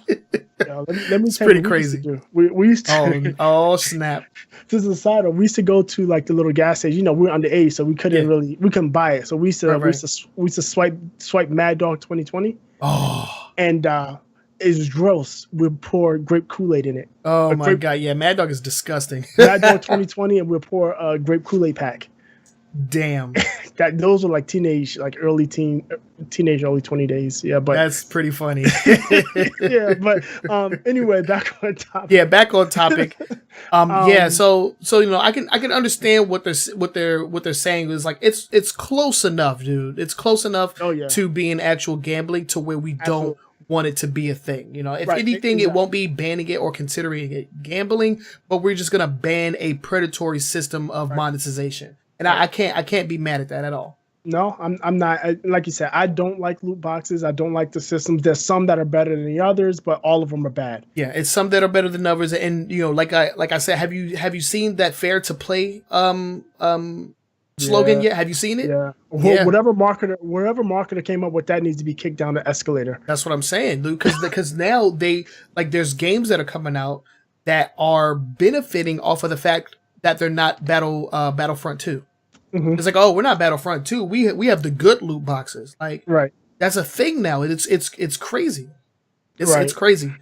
But let us know what you guys think about Germany considering banning loot boxes. I mean, this is a topic that isn't going to go away. And if there's any other loot box stories that we haven't covered or you would like for us to talk about, as always, you can hit us up on our social media. But let's go ahead and get into the long form discussion. This week, we're going to continue our discussion. We were talking about sequels and how changing hands could be a good thing or a bad thing. I kind of want to elaborate on that topic a bit in this week's long form. So let's go ahead and get started. We talked earlier how there's some games that that we named. In my opinion, it was like Sonic with Sonic Mania and the Nier series changing hands as when it comes to their sequel. Right. And is that a good idea or not? And in some instances, a lot of instances, we've seen a lot of games thrive, with their sequels when they change hands, but we've seen a lot of games that have just flopped. Mm-hmm. A lot of games have changed developers, changed hands, and they have not done well at all. So let's go ahead and get the discussion started, Boogie. What you got? What you got for me? Well, I mentioned at the top of the show during our weekly icebreaker. I mean, I thought Gears was done well. I wasn't a big fan of when Bungie dropped off of Halo and handed it off to 343. Yeah. I thought that didn't resonate with me. And the Call of Duty factory. It got to the point where it was Infinity Ward at first, and it was Infinity Ward and Treyarch. Now it's Infinity Ward, Treyarch, and Sledgehammer. And there's many people out there that are Call of Duty fans that'll tell you they skip one of those developers because they know the game is not going to be as good as whatever is their favorite developer. Yeah, it's crazy, and I didn't even think about that. For some titles, it's common practice to have developers change hands. That's right. I didn't even think about that. That's how they have one every year. It used to just be two studios, right? It used to be just Infinity Ward and Treyarch. Yeah. And then they added Sledgehammer so they can add an extra year to development. So instead of every other year, instead of the developer having 2 years, they have 3 years to make the game. But I don't, when you look at stuff like that, I don't like it. I don't like it, man. The game factory thing, I don't like that at all. No, same here. But when you look, I mean, there's, like you said, there's been hits and misses, and it could be one of two things. Like what game we talked about earlier, Red Dead Redemption, that was a developer swap. I mean, it was Red Dead Revolver, which was good in its own right. It wasn't a bad game. But when Rockstar bought the studio and they put their imprint on it, it was a whole different story, and it's much better than what it was before. Right. And then when you also, again, this is another Rockstar, Max Payne, when they took over Max Payne. Yep. Max Payne in one and two were good for what they were. Max Payne 3 took it a different direction. Max Payne 3 was like my game of the year that year. I loved that game. Yeah, while it was a very good game, it wasn't Max Payne, and a lot of diehard Max Payne fans felt a little jilted because it wasn't their Max Payne, even though it still was a good game. It was still a good game, and it had the blessing of the original developers. They had input. I live by the fact that Max Payne 3 was a solid title in my opinion. Oh yeah, it was absolutely no. I'm not saying it wasn't. It was a great game, absolutely. It just wasn't the same as Max Payne and Max Payne, the original 2. Yeah, I mean, and then you've had games like Fallout that have completely had like a genre switch after they switched developers. Yep. Because Fallout 1 and 2 wasn't it like an action? I think it was a top-down action strategy game. Yeah, or something action like strategy. That? Yep. Yeah. And then they turned it into a third-person sandbox game, or no, I think it's first or third person. It's first person. First person. Yeah. Fallout. Yeah, first person. I think I think you can play it in third person too. Oh, really? Yeah, I believe so. Mm-hmm. Yeah, I played Fallout 3. I remember first person. Fallout 3 is so good. I could be wrong. Yeah, but I mean, even more recently, like with the South Park games, Stick of Truth was developed by Obsidian, and then the Fractured But Whole was not developed by Obsidian. So, but and there's certain things about the first title that I actually liked a lot more than the second one. But I mean, it's a bunch of like short little nitpicks. But so let's get back to the main question. Is it a good idea to change directors for a sequel? Let's answer that question real quick. Would you say it's a good idea to have like an actual sequel for a game, but have another developer do it? This is I would say it depends. Okay. So if it's a game factory like Activision is doing, God damn. Yeah, man. No, Activision is a bad idea. So if it's like what Nintendo's doing with Metroid Prime 4, okay, I think it's fine. Okay. Because at the end of the day, Nintendo again is steering the ship, and they've got the development team putting everything together. That's okay because and typically when it's that type of relationship, the game pretty much stays true to its previous to the prequel. Yeah. But when you get to this factory stuff, like what Activision is doing, I don't like it because styles change, and sometimes they're major, sometimes it's subtle, but it never feels like it's the same game. Very true. We saw that with Assassin's Creed, right? There's some changes from 3 to Black Flag. Mm-hmm. Right? Was that 2 different teams? I don't think it was 2 different. Wait, I'm pretty sure it was 2 different teams. Let me double check that. Is that Black Flag and 3? Yeah, Black Flag and 3. I'll check it out. Let's check it out. Yeah, go ahead. Yeah, so when you see those super dynamic changes to the point where you don't recognize the game, I think that's an issue. But it looks like both of them were done by Ubisoft Montreal, I believe. What they done by? Okay. Yeah. They just made a super change because shit. Yeah, 3 was garbage. I hate 3 so much. But yeah, I don't like it unless, like I said, they have one person or one group that's overseeing the entire project. Mm-hmm. That if they have a commonality with the person on the prequel, the lead on the prequel and the lead on the sequel, that typically works out. But when it's just a whole new crew, a new director, new game runner, and from the previous, it tends to break. It breaks. I will agree with you on that. When you're coming out with a game per year, I will agree that a different director, a different entirely new team every single year for the same series, it definitely can be considered a bad thing. But I think if you are making games that aren't coming out every year, I think having a new team take it can't be a bad thing. I think it's actually a good thing to get fresh eyes, fresh hands on a particular IP, especially if it's been gone for a couple of years. A long time. Maybe it's missed. I don't. Or maybe it's like a reboot or something like that. I don't agree. I don't disagree with that sentiment. If the game has not been coming out, like if it's like, again, Metroid is a perfect example because there hasn't been a game in 5-6 years now. Maybe longer. Yeah. So if it hasn't been a game in a long time and it's mostly been forgotten outside of those true diehards, that's fine. But like you said, when it's something that's pretty regular, I think if it's a regular release schedule where like Call of Duty is every year, or when you have Battlefield that comes out every other year, or Assassin's Creed that comes out every other year, and you're flopping developers and they're putting their own imprint on the game, it messes with the continuity, especially if you're trying to maintain a singular story or a story arc. Yeah, I agree with that as well. But let us know what you guys think about this. And also give us some examples. Give us some games that have switched developer hands that you still currently play, or something that you wish the original team worked on. Because we were talking about Retro Studios.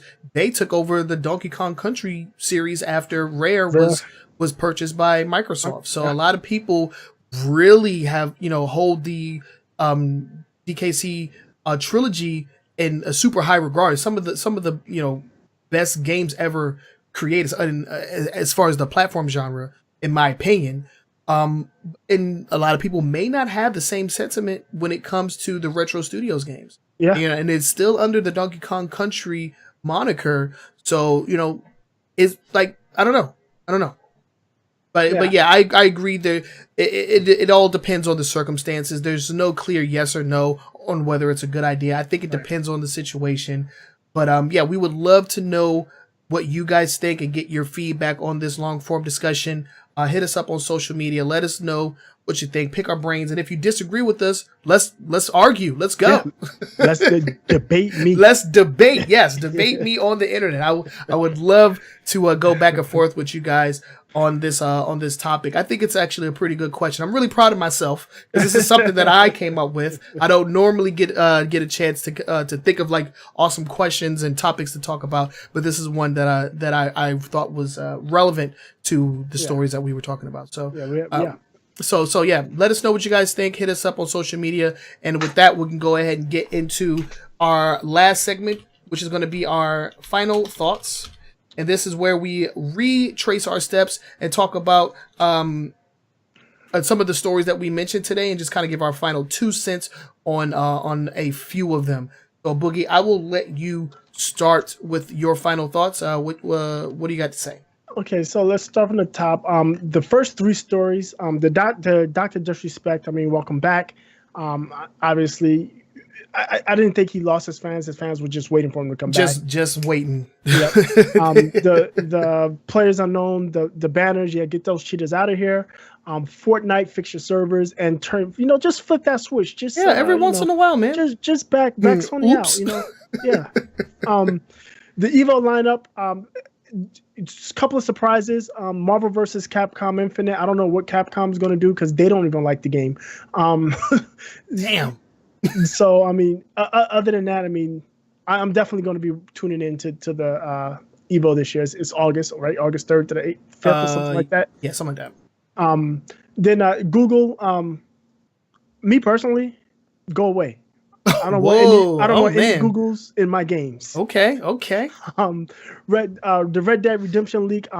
I actually like what I saw. It made me put me a little bit more at ease at what Red Dead Redemption 2 is going to be, especially when I look at the rumored multiplayer modes, because that looks to me, it signals to me that they're going to keep the loot boxes out of my campaign.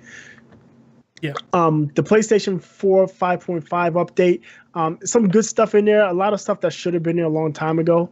I think PlayStation's firmware, as far as feature-wise, is still lagging behind Microsoft. Even though they got the games, they don't got the firmware. Right. And the PlayStation 4 Pro, whatever. Bandai Namco working on Metroid Prime. I don't have a problem with this, especially like I said, Nintendo seems to be stirring the ship.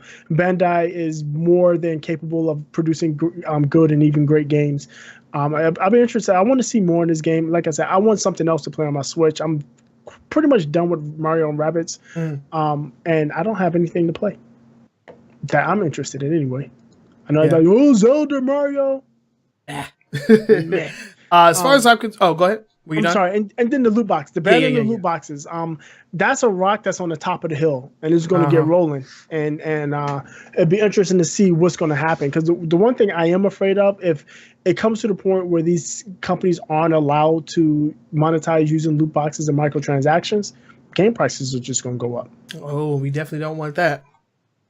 As far as I'm concerned, Dr. Disrespect, his triumphant return was something of legends. People were showing out in strides, and like I said, that dude made an easy like $100,000 during the time that I was watching. So there's no telling how much he actually made just in donations alone. PUBG banning people, get them out of there. PUBG is definitely in the spotlight as far as current gaming is concerned. So they definitely want to keep that game as squeaky clean as possible. No bad press for those guys. They definitely don't want that. Fortnite, definitely need to fix those servers. Its battle with PUBG is definitely something that's going to continue. We'll have to see which one of them excels to the next level, and where to the point where we can just crown one of them as the top dog. Because right now, they seem to be somewhat even, I would say. I think neither one of them are going to win. I think something's going to come out and knock them both out. Well, we'll have to wait and see. The EVO lineup, definitely some surprises, some that I was expecting. But, man, Marvel, and Marvel is not even an old game. It's not even old. It's not a year. It's 6 months old, right? It's newer than some of the other something like it's newer than some of the other games that are on this list. And for a recent Capcom versus fighter, that is setting. They're definitely making a statement with that. Yeah. Their mistake, to be quite honest, is the character roster. It's the roster. It's the roster and it's the aesthetics. The game is not pleasing to look at. And the roster is filled with a lot of questionable characters. Get Spencer the hell out of here! Nobody wants Spencer, man. But there's games that are on the list that aren't that great to look at. Super Smash Brothers. Yeah, Melee is dated as hell. But that's not the problem. The thing is like Mountlover was saying, the game is rooted in X-Men. And there's no X-Men. There's no X-Men. Yeah, so we'll have to wait and see what happens with them. Red Dead Redemption 2, yeah, it seems like the microtransactions may only impact the online, which I do not have a problem with. Nope. Like you said, I didn't play much of the online with Red Dead Redemption 1, and I don't plan on doing that in this game. I'm just looking for a solid single-player experience, which I know Rockstar is more than capable of providing, so I will wait on that. The PS4 update, dude, I'm going to be super honest with you. If I have it, I didn't notice it because there's just not enough changes for me to be like, oh, okay, this isn't crap. But, hopefully they make the proper adjustments to it, to make it more suitable for people that haven't been rocking with Sony for all these years, because I definitely have not. This is my first Sony console ever. What's it called? Bandai Namco working on Metroid Prime. Definitely want to see more of it. One of the reasons that I purchased the Switch was because of the announcement, and I definitely need to finish Prime 2 and then also get on Prime 3, because I do have the collection that came out on the Wii.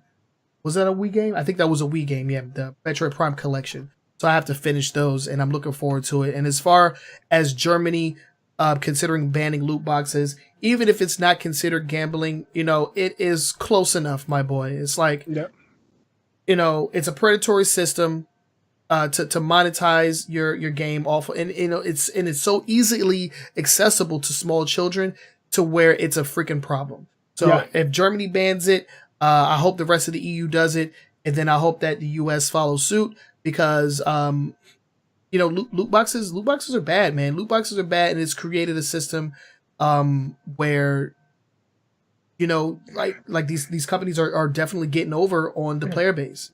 It's definitely predatory. It's predatory. Sure. Yeah, it's predatory in nature. And when you see stuff coming out of Activision where they want to specifically tailor their matchmaking for this kind of predatory system, like, come on, dude. It's only going to get worse. They're showing us it's only going to get worse. Right. not willingly. It was discovered. So yeah. Hopefully we see some changes, but like you said, all change isn't good. We might see some price increases. We never know. But right. This is a story that's going to continue to evolve, and we are going to continue to cover it along with you guys. So thank you all for tuning in. We really appreciate it. And that is going to be the show for this week. Episode 87. Like I said before, we are on Twitter at AWGamingNS. We're on Facebook, a weekly gaming news show. You can just use our call letters AWGNS. And we are also on YouTube. Boogie does the weekly gaming news 10 and 10 every Saturday at noon, which covers a snippet of the stories that we'll be covering on the full podcast. And I plan on doing some more stuff on there. I know I haven't been doing my first impressions in a while, but we have some things in. There hasn't been anything to have first impressions on, to be quite honest. Pretty much. You didn't make it to see. Did you do see? No, you didn't get to see. No, I didn't get in. But I do have some things planned down the line, so definitely make sure that you subscribe to us over on YouTube. Just look up a weekly gaming news show, or you can go to the tinyurl.com/awgamingnS. That is our custom link for now until we get to 100 subscribers on our YouTube page, and we can have our own custom link. So yeah, help us get to that 100 subscribers, and maybe we'll do something special for you guys if we reach that little milestone. But yeah, we definitely want to hear from you guys, so make sure that you reach out to us. And if you're taking us on the go, we definitely appreciate you listening to us, while you drive to work or while you're on the bus. We definitely appreciate it. And if you don't know, or if you would like to take us on the go in your favorite podcasting app, Boogie, please let them know exactly where they can listen to us. Okay, so we are on iTunes. We are on Google Play. We are also in TuneIn Radio, and if you have a smart speaker, if you have a Amazon Echo, or you have a what do they call it? The Google. What's the Google called? The Google whatever Google it's called. Home? Google Home. Yeah, that's it. Yeah. You have Google Home or Sonos or whatever. All you have to do is say your keyword, play a weekly gaming news show on TuneIn Radio, and it will play the most recent episode for you, hands free. You can do it while you're cooking, you can do it while you're in the shower. Do it while you're doing whatever. While you're doing whatever. Well, we're also in the general podcasting directory. So whatever podcatcher you use, whether it be something on your Xbox or your PlayStation or whatever app you use on your iPhone or your Android device, we're in there. Search us, A Weekly Gaming News Show or AWGNS, and subscribe. Also go to iTunes, go to Google, rate us, leave some feedback. We'll take a look at it and we'll take it to heart. And if we can implement something, if it's a great idea, we'll implement it. No credit, but I'm joking. We'll shout you out. Well. We'll give you a shout out and we'll implement it. Absolutely. Yeah. We definitely take all of your guys' suggestions and criticisms to heart. So leave us some feedback. We are still in I would consider this like a little bit past our infancy. You know, we've gotten along a little, a bit. You know, we've made some changes.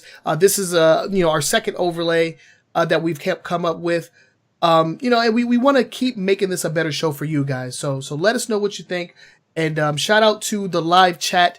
We go live every Sunday at 7 p.m. Eastern Standard Time across 4 platforms. That's Mixer, YouTube, Twitch, and Facebook. So if you're watching this live, salute to you. Thank you very much. And the uploads go live every Monday at noon on YouTube.